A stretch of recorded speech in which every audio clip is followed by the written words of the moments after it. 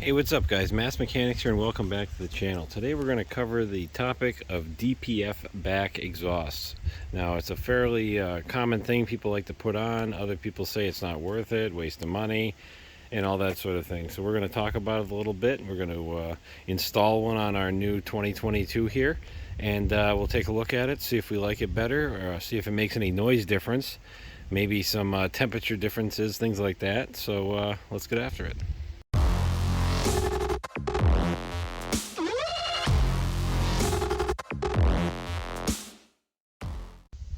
Well, alright, here is our factory exhaust that's here. Now if you look at it, it looks pretty ugly.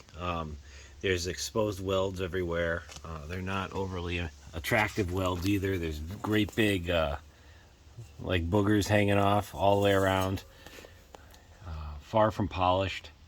It just doesn't look very nice at all. I wasn't happy about it when I got the truck. If you've seen my beginning videos, you could see that. I'll stay out of the sun so you can see. I mean, this is a half an inch hanging off of just snot weld, you know. On a truck that is this expensive, you would think it would be a little nicer. So I want to get rid of it. And the diameter of the pipe isn't overly big, especially for a 1,050 foot-pound engine. And there is a resonator right here as well, so it has like a little mini muffler. And then the system comes up and goes down right over here to our DPF. So, to remedy this ugliness here, we decided to go ahead and pick up the DPF exhaust from AFE Power here. This is the part number we're running with. We chose this one in particular because it is stainless steel, and it's supposedly high-grade stainless, so we'll find out with it being on the truck for a while. And hopefully it will sound better. It definitely will flow better. And they claim that you can get almost 200 degrees cooler tailpipe temperatures. So that alone to me seems like it might be worth doing. So let's take a look at the kit out of the box. Alright, with it all unboxed here, you can see this is our difference 4-inch DPF up to the 5-inch. There's our extension pipe that we have to cut down. Then over the axle pipes, there is a sensor hole here. Then here's our nice polished stainless steel tip. That's the part number of the tip they give you in this kit. You got all your clamps up there, and it should be pretty straightforward. It's basically just a tailpipe. A very expensive tailpipe, but I mean the size of it is pretty big. So I will get it all cut down here, and we'll be good to go. I'll show you the chart to know how to cut the extension pipe. So if you look here on our directions, it does give you this little chart here. So we are a crew cab short bed, and if you look, you put the flange on and trim extension pipe to 15 inches. So that's what we have to do to our pipe right here. We'll measure it out and cut it down to 15, and then we know it'll all be fitting back in the factory position. So let me get that done. Well, I'm not sure how well this is going to work because it's awful windy out, but there's not really any sound that comes out of this tailpipe to begin with. So if you hear noise, chances are good it's going to be from the engine side, but I will fire it up now just so you can hear it and see if we can see, or hear, I should say, a sound difference once we put the new kit on. So let me fire it up.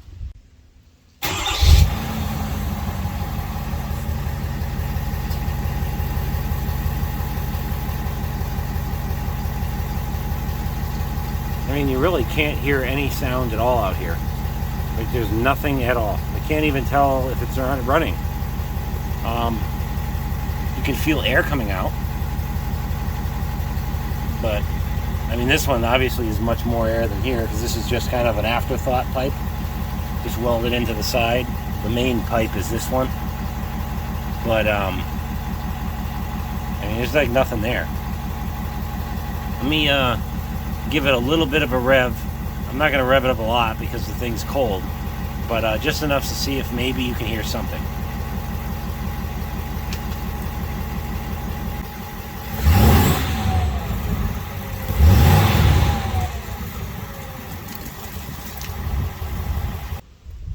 Alright, well that is our stock system. Let's get the new one on and we will see how it goes. Well, here's our massive DPF filter here, and this is a new piece of pipe we just put on. And now this is all wide open. Got the hanger in place again. We got to get that sensor back in, and we cut this one down to the 15 inches like it said to in the kit. And then they gave us new clamps, which is nice too, because a lot of times when you buy these kits, they don't have like the mushroom tip piece here. And there's not many times in life that I'm looking for a mushroom tip, but when it comes to hangers, it's a good thing to have for sure. And also here, which is nice, instead of being just a round clamp, which most of them are, it has a nice flat edge, so it has a lot more closure when it comes to how much tension it pushes down. It's not pushing just in that one point where it's round. When it's flat like this, you got double or triple the amount of pressure, which is really nice. So they definitely engineered well on this. I'm impressed for sure so far. So let's get this all stuck in here, and we'll see how everything starts lining up. All right, well, it was a really simple bolt together deal. Got the clamps all set up.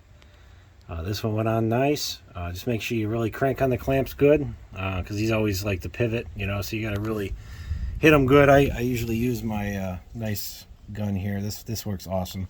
Just crank them on nice and tight like that, so that way you don't have to worry about it. Everything clearance wise fits nice. You do have to clock the pipe in the back a little bit here. That way it clears the frame. Even though there's a little bump there, it still doesn't really clear it well. So I had to clock it a little bit to the side. It doesn't look like it in the video here, but there's a lot of clearance between the axle and the thing. It's over a foot. So that's not a problem there. There's a lot of room on the spare tire side that I'll show you in just a second. Let me move. All right, so right here, there's quite a bit of room here. A lot of people were complaining that there wasn't, but I mean, I can fit my whole arm almost through here, so that's good. We don't have to worry about it. And now that's solid mount. I mean, it's me trying to wiggle it. It doesn't move. Everything's nice and solid. You don't have to worry about it hitting the tire, and even hitting the body here. It's really got plenty of room. Again, it doesn't look like it on camera, but that's more than sufficient amount of space. You can fit your fingers in. I don't like them hanging low, personally. It's just not the way I like to do these exhausts, so that's the way it goes. So now it's time to wipe down the polished tip there and get it fired up and see if there's any sound difference at all. And if not, I also got to check performance driving, see how it feels.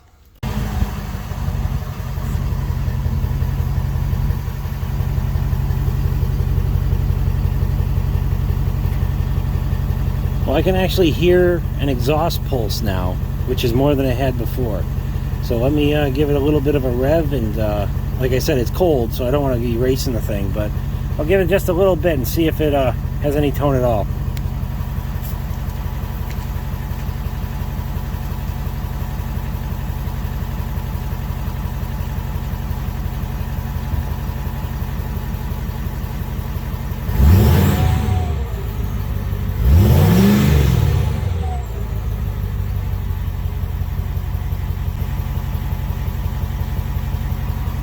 There we have it, guys. That is it. The DPF exhaust from AFE, the stainless steel 5-inch one.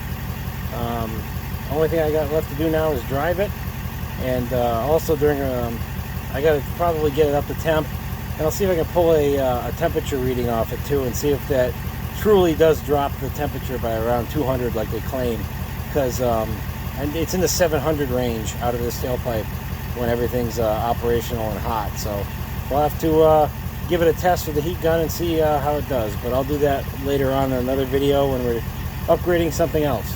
So thanks for watching, guys. I really appreciate it. Please like, subscribe, check out our other content. You can also see us on Instagram and Facebook. We're the Mass Mechanics.